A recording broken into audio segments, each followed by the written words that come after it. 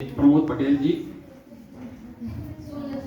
और डोंगरी गांव के भूतपूर्व प्रधान नथु जी और हमारे बड़े भाई हैदर अली जी, आपका नमन बंदन करते हुए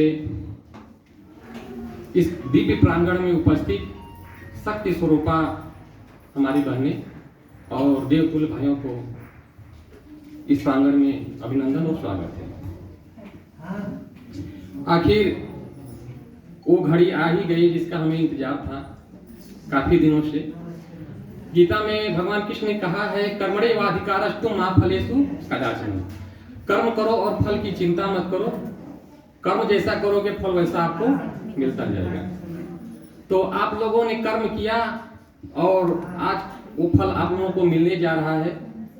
शिक्षा के रूप में भी आप लोगों को मिला है और जो सरकार की चलाई गई योजनाओं के द्वारा जो लाभ स्मार्टफोन का है वो आज आप लोगों को मिलने जा रहा है।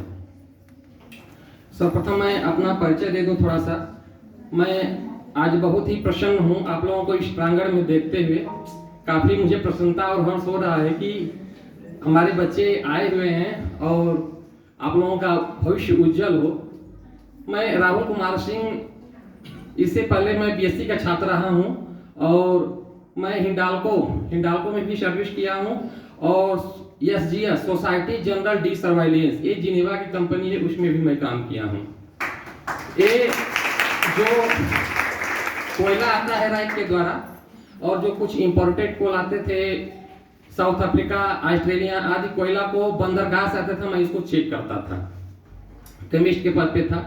लेकिन मेरा एक क्रिएटिव माइंड था, पहले सही था कि जब मैं पढ़ रहा था तभी मैं सोच रहा था कि मैं कुछ अपने अलग से करूंगा और मैंने कुछ सर्विस किया।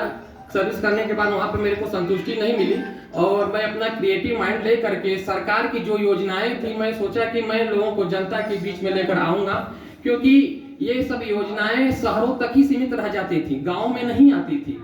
अब तो धीरे धीरे जैसे जैसे मोदी जी का सरकार आया है सारी योजनाएं गांव तक भी अब पहुंच रही हैं, तो उसको पहुंचाने के लिए एक योग्य व्यक्ति की जरूरत होती है। आप लोग भी उसमें से हैं। देखिए, ऐसा नहीं कि आप पढ़ लिख करके अगर सरकारी नौकरी पाएं तभी आप कामयाब कहे जा सकते हैं। कामयाबी का अनेकों स्वरूप होता है, तो वह स्वरूप अपनाइए, क्रिएटिव माइंड लाइए कि आप लोग अपने दिमाग से कुछ कर पाए। कुछ कर पाते हैं तो समाज को जरूर आप दे पाएंगे। दूसरी बात हम ये कहना चाहेंगे कि साइंस, विज्ञान और आध्यात्म का समन्वय। आपने कहा कि हाँ, जो स्मार्टफोन आप लोगों को मिलने जा रहा है उसका आप लोग सदुपयोग करना है, ठीक है। तो हम बता रहे हैं विज्ञान और अध्यात्म होता क्या है, क्योंकि अगर हम बिना अध्यात्म के बिना हम विज्ञान को लेते हैं तो वह विज्ञान क्या होता है, विध्वंसकारी होता है। क्या होता है? विध्वंसकारी होता है। कैसे होता है मैं आप लोगों को समझा रहा हूँ। विज्ञान हमें प्रगति का मार्ग बताता है। क्या बताता है? प्रगति का मार्ग बताता है। लेकिन अध्यात्म हमें जीवन जीना सिखाता है, जीवन जीने की कला बताता है। जैसे मान लीजिए माइक है तो यह क्या साइंस ने बनाया है? कौन? विज्ञान ने बनाया है।